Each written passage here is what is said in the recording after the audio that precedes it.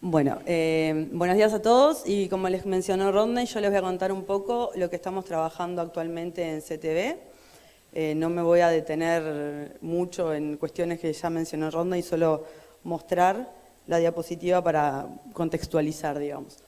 Entonces, solo para recordarles, este virus es el virus más grande de plantas que existe, descrito hasta el momento, y tiene un genoma, o sea, tiene una molécula de ARN de polaridad positiva, y nosotros nos enfocamos en parte en esta región, que fue de los resultados que les estuvo mostrando Rodney, el árbol filogenético y la prevalencia que detectamos en el proyecto FPTA. Y ahora, en la parte de mi doctorado, estamos intentando trabajar con el genoma completo, enfocados en el genotipo NC, que les mencionó Rodney, que describimos en el 2015. Entonces, aquí lo que ven es la clasificación que les mencionaba Rodney. Inicialmente, en el año 2013, se describieron 6 genotipos, hasta que, proponen este aislado que fue encontrado en Hawái como un posible genotipo nuevo, pero se necesitaba un genoma completo más para poder realmente definir este genotipo. Luego aparece una secuencia en Taiwán y es ahí que nosotros en el año 2015 logramos definir este genotipo, ¿sí? Así que actualmente la clasificación que usamos ahora tiene estos 7 genotipos. Como pueden ver, ya en el primer trabajo que publicamos, la cantidad, la prevalencia de este genotipo en el Uruguay era muy elevada. Bien. Así que ahora este sería, digamos, el nuevo sistema de clasificación y aquí están las secuencias de referencia propuestas para que la comunidad científica utilice y nos podamos entender y hablar el mismo idioma, ¿sí? Y bueno, eso. Entonces, continuando con el conocimiento de este genotipo NC que nos interesa conocer con el objetivo a largo plazo del equipo de trabajo que tenemos, que es el Plan de Protección Cruzada, quisimos conocer un poco más la dinámica de este genotipo y, bueno, antes de eso, disculpen, les voy a comentar que este virus, como ya mencionó Rodney, tiene una gran capacidad de cambio, ¿sí? Los virus ARN pueden cambiar muchísimo, mutar y generar poblaciones genéticamente diferentes que coexisten en la misma planta. Les voy a explicar un ejemplo. Imagínense que este puntito aquí es un genoma inicial que infecta una planta y luego de sucesivos ciclos de replicación, ¿sí? Se van a generar estas nubes de mutantes que surgen de la inicial pero con pequeñas variaciones. Y esto es lo que le otorga al virus una diversidad genética y fenotípica muy grande que le permite ir ampliando sus nichos, ¿sí? Estos son los mecanismos que utiliza CTV para cambiar rápidamente. Y bueno, al momento se han descrito las tasas de evolución, o sea, estos son tasas de evolución del orden esperado para un virus ARN y son rápidas, ¿sí? Bien. Y acá lo que podemos ver es un trabajo de este año, hecho en Tucumán, que lo que hacen es analizar 29 árboles de limón mediante 2 mecanismos de secuenciación. La secuenciación común, ¿sí? la tradicional de Sanger, y los sistemas de nueva generación, que nos permiten ver estos sistemas de nueva generación, esas poblaciones virales que están adentro del virus. Como pueden ver aquí, por ejemplo, en esta muestra, lo que encontraron fueron coexistiendo en la misma planta 4 genotipos. Tenemos el genotipo RB en un 46%, el genotipo T3, 35%, también está el NC y el BT. ¿Por qué les menciono esto? Porque ya se ha visto en otros países, por ejemplo en Sudáfrica, que tenían un plan de protección cruzada muy exitoso, que la protección cruzada se rompió y cuando se quebró, ¿no?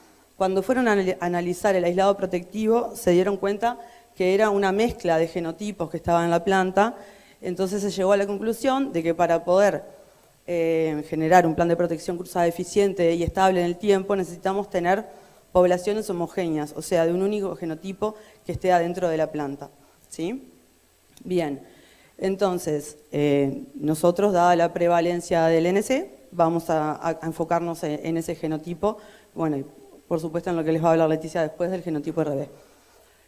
Entonces, ahí.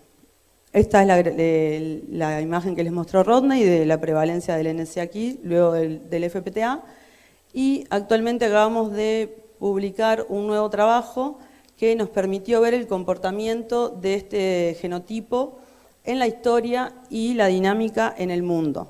Les explico esto. Esto es un árbol filogenético, pero a su vez está datado. Y los distintos colores representan países, ¿sí? Aquí está la clave. Y aquí tenemos las secuencias de Uruguay, ¿sí? en rosado, y aquí nuevamente están las secuencias de Uruguay. ¿Por qué pasa esto?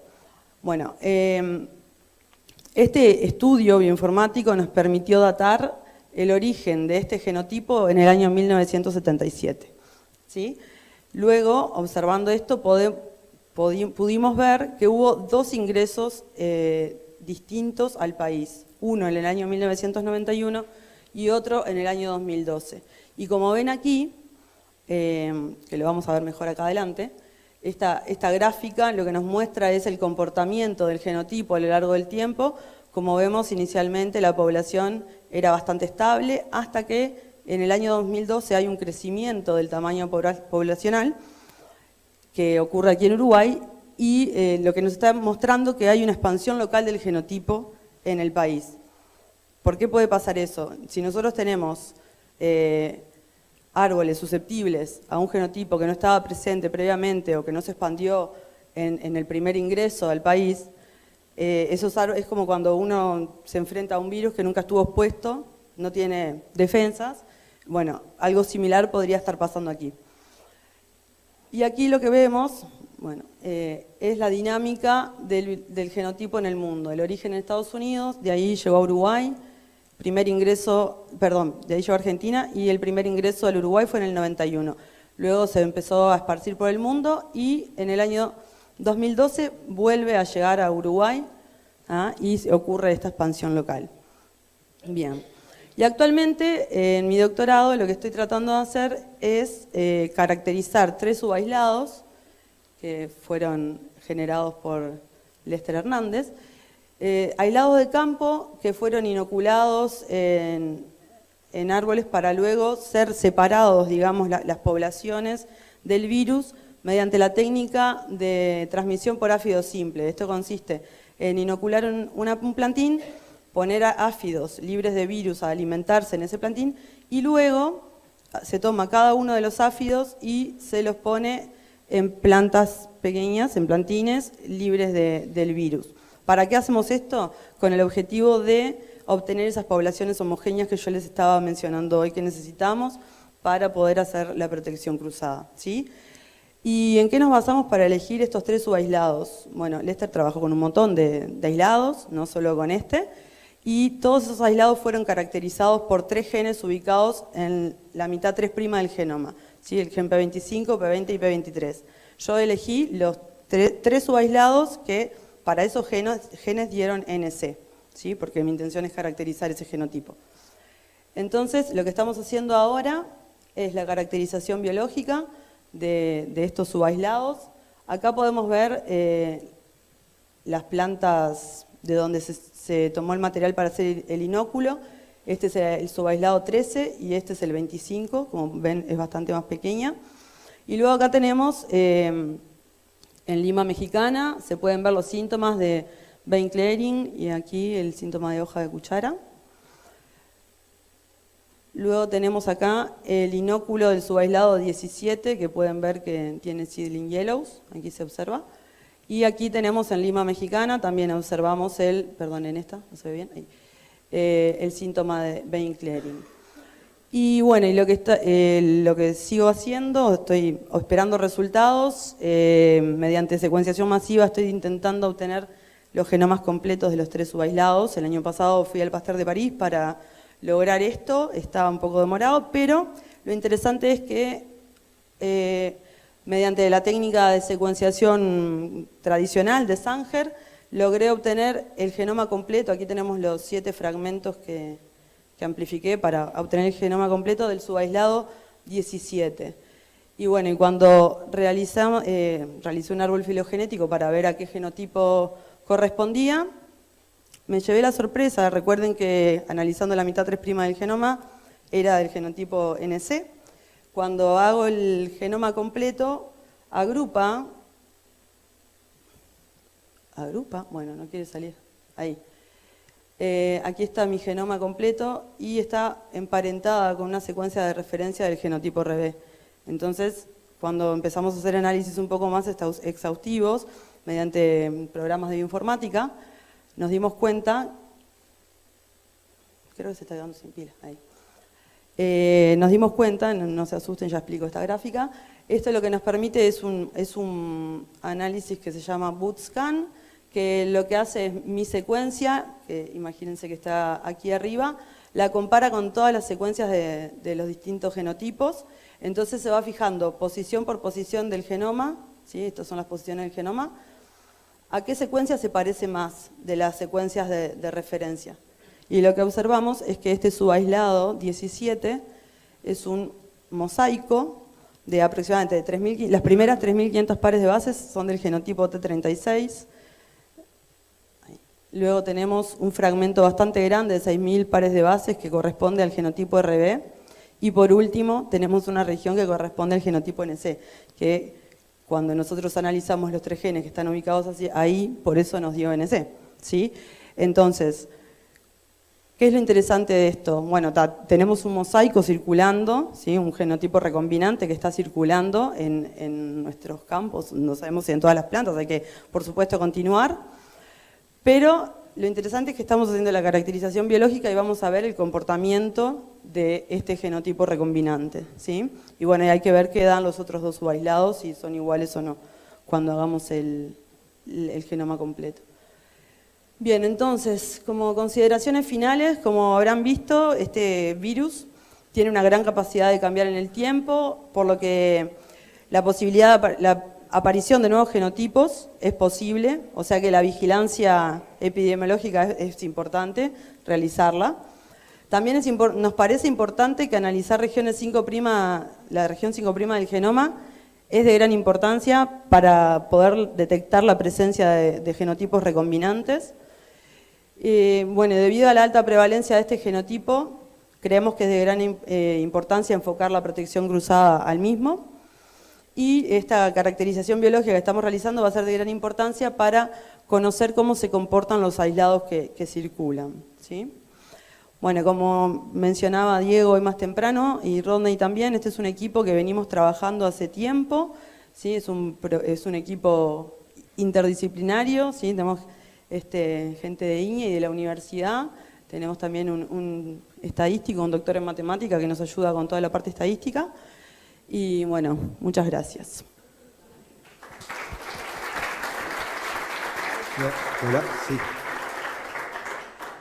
Bueno, y a pedido de la organización, les vamos a llevarse tarea, les vamos a dar tarea. Tienen un mensaje para llevarse para pensar en casa. ¿Te gusta? Entonces, no, o sea, a veces es difícil llevarse una idea general después de charlas largas y todo eso, entonces como que este resumen nos pareció muy interesante y capaz que en un lenguaje más, no tan técnico y demás. Bueno, en el país prevalecen aislados severos de CTB y está presente el genotipo RB, ¿sí? No es súper elevada la prevalencia, pero está, todos sabemos lo que hace ese genotipo. Luego, por la alta presencia de enfermedades de transmisión por vía propagativa, el cambio de copa no es la mejor opción sin control previo, ¿sí? Es necesario que sepamos qué es lo que tenemos en los árboles antes de realizar esta maniobra. La desinfección de herramientas es clave para evitar la difusión de este tipo de enfermedades, ¿ah? El personal de campo debe estar concientizado con las buenas prácticas recomendadas. Tener presente la importancia de que el material de propagación sea certificado, por favor, es súper importante, nos facilita la vida. Y cumplir con la normativa vigente permitirá a largo plazo bajar la incidencia de enfermedades de transmisión por vía propagativa. Y ahora sí, se lo dejo para que saquen fotos a esta diapo. Gracias, María José. Ahora Diego. Hola, sí. Bueno, sé que habrá muchas preguntas de esto, pero muchas gracias, María José. nos ha permitido tener un ahorro de algunos minutos que creo que lo van a usar en las presentaciones posteriores y lo podemos dedicar a la discusión que sin duda se va a dar. Llamamos a Leticia Rubio, se habló mucho del genotipo RB, digo, bueno, ahora Leticia nos va a explicar un poco qué es y las implicancias que puede tener para nosotros para el futuro.